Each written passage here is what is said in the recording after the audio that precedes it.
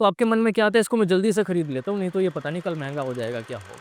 मेरा मानना ये है कि आपको यूपीआई रखना ही नहीं चाहिए। आप स्टारबक्स में जाके कॉफ़ी पीते हो, आप अफ़ोर्ड कर पाते हो क्या? नहीं कर पाते। क्रेडिट कार्ड से पेमेंट करते हो, हाँ, उधार है, चल ठीक है, दे देंगे ना।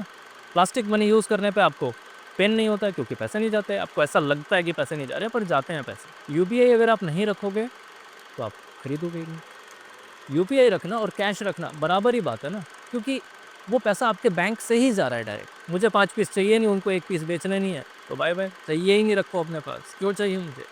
जिस दिन मुझे 1 पीस कहीं दुकान पे रखा मिल गया, ₹28 दूँगा, खरीद लूँगा। मैं गया खरीदने के लिए, मैं नहीं लेके आया।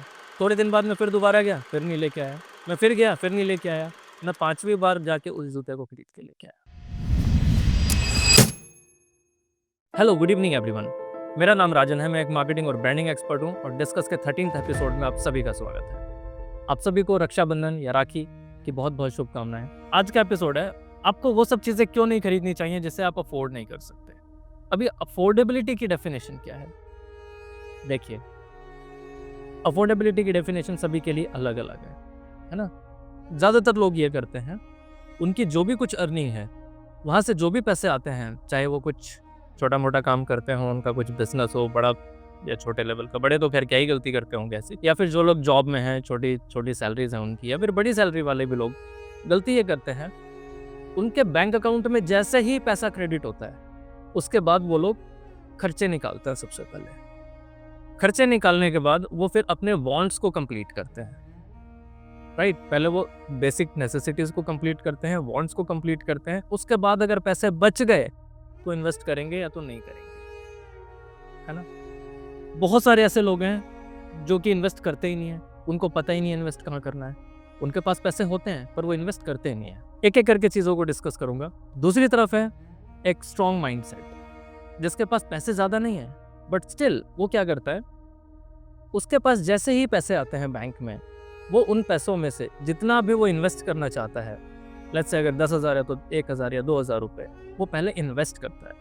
उसके बाद जो बचता है, उससे अपनी बेसिक रिक्वायरमेंट्स को पूरा करता है। फूड हो गया, उसके बिल्स हो गए, इस तरीके की चीज़ें जो हो गई। उसके बाद अगर बचा, तो वांट्स को कंप्लीट करेंगे, जैसे कि घूमने जाना, कहीं बाहर खाना खाना या कुछ खरीदना। अगर बचा पैसा तो, नहीं बचा तो नहीं करेंगे। उसका एक क्लियर फंडा होता है। इसके लिए 3-4 चीज़ें होती हैं, जो ज़िम्मेदार होती हैं। Number 1, UPI. शॉकिंग लगता है ना? पर हाँ, यूपीआई एक कारण है कि आप कहीं पर भी जाते हैं, आप वैसे ही घूमने के लिए चले गए, किसी भी मॉल में कहीं पर भी चीज़ों को आप ब्राउज़ कर रहे हो, कुछ कर रहे हो।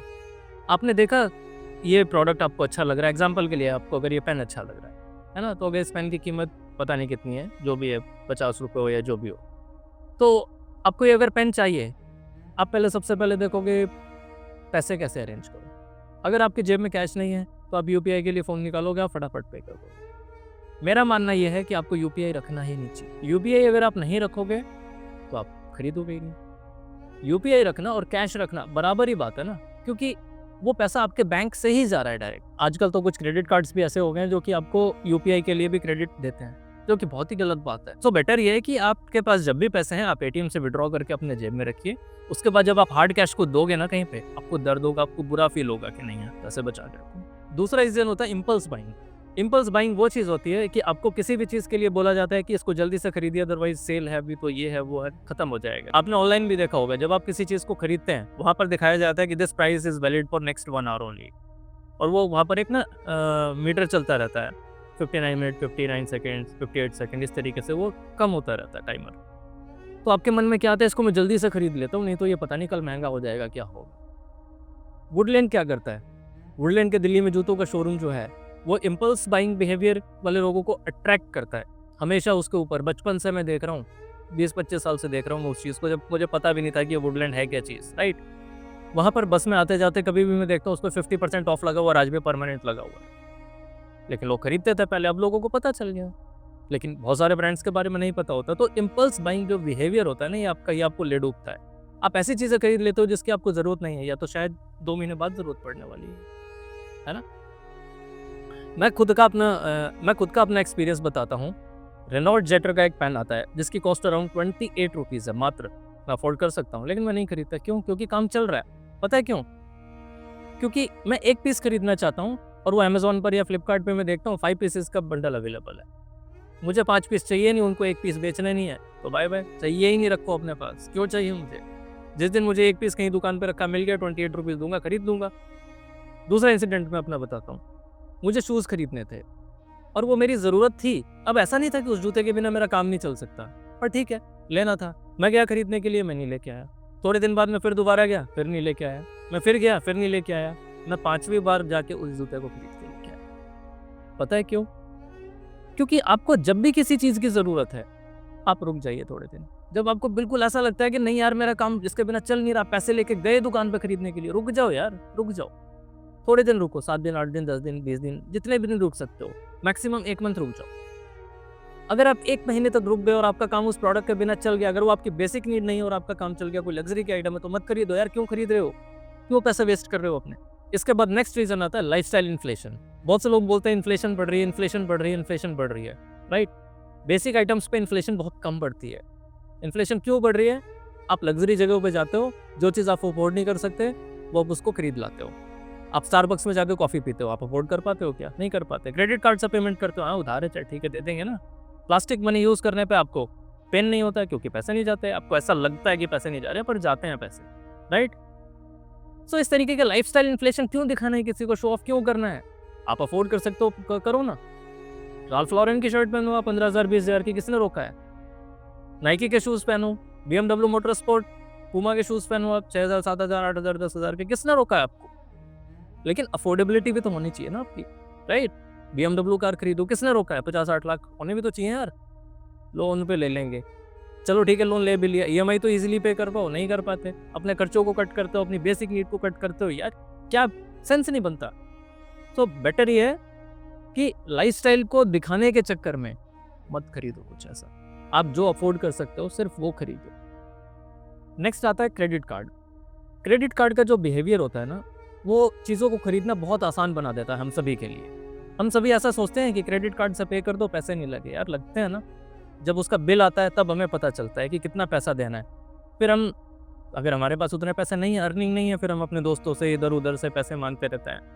लोन लेते हैं लोग यार क्रेडिट कार्ड का बिल पे करने के लिए। और मज़े की बात पता है क्या है? क्रेडिट कार्ड को लोग ना खर्चा कंसिडर करते हैं। भाई खर्चा कहाँ से हो गया है क्रेडिट कार्ड, बताना ज़रा? खर्चा नहीं है, वो एक पेमेंट मेथड है जिसको आपने चूज़ किया है पे करने के लिए। वो कुछ आपका इलेक्ट्रिसिटी का बिल नहीं है, वो कोई आपका गाड़ी का फ्यूल नहीं है जो कि मतलब पेट्रोल डल रहा है और वहाँ पे खर्चा हो रहा है, नहीं हो रहा। वो आपका फूड का खर्चा नहीं है कि जो कि ज़रूरी है, क्योंकि आपने चूज़ किया है क्रेडिट कार्ड से पे करने के लिए। तो जैसे आपका यूपीआई पेमेंट मेथड है, कैश एड पेमेंट मेथड है, इसी तरीके से क्रेडिट कार्ड पेमेंट मेथड है। क्या आपने कभी किसी को सुना है मेरा इतना कैश का खर्चा है? किसी को ये सुना है मेरा इतना यूपीआई का खर्चा है? नहीं सुना ना। तो फिर ये क्रेडिट कार्ड का खर्चा क्या होता है? क्रेडिट कार्ड खर्चा नहीं होता। क्रेडिट कार्ड पे खर्चा जो हुआ है वो आपने किया है, और कहीं ना कहीं किया है। वो फूड पे हो सकता है, आपकी जो लाइफस्टाइल के एक्सपेंसेस जो आप अमीर दिखने के लिए कर रहे हो उस पे हो सकता है ना? आप ऐसी चीज़ खरीद लाए जिसकी आपको ज़रूरत नहीं है, उस पे हो सकता है। तो इस तरीके के खर्चे तो आप कट डाउन कर सकते हो ना। अगर नहीं कर रहे हो तो आपके लिए ही बुरा है ना? तो ध्यान से जब भी आप खर्चा करते हो क्रेडिट कार्ड से या यूपीआई से, तो ये ज़रूर ध्यान रखना कि ये पैसा आपके डायरेक्टली बैंक से जा रहा है और ये खर्चा है, राइट? जो कि हार्ड कैश आप देने वाले थे। तो बेटर तो यही है, मैं रेकमेंड यही करूँगा आपको कि आप ज़्यादा से ज़्यादा कैश का इस्तेमाल करें, जितना भी हो सकता है। उससे क्या है, आपको एक दर्द होगा, तो आपको पता रहेगा कि मैंने इतना खर्चा कर दिया है, और फालतू दिखावे के चक्कर में बिल्कुल ना पड़े। कोई अगर फरारी खरीद रहा है, खरीदने दो। आपकी औकात है अगर एक जो भी मारुति की छोटी गाड़ी खरीदनी है कि आप वो खरीदो, राइट? तो इसमें ऐसा नहीं है कि आप छोटे रह जाओगे, वो ज़्यादा बड़ा बन गया, नहीं है। सबकी अपनी-अपनी एक सोच है, सबके अपने-अपने एक बजट्स हैं, राइट? तो जितना जिसका बजट है उसके अकॉर्डिंग आप अपना खर्चा करिए, नहीं तो क्या होगा, कर्ज में बहुत बुरी तरह दब जाओगे, ठीक है?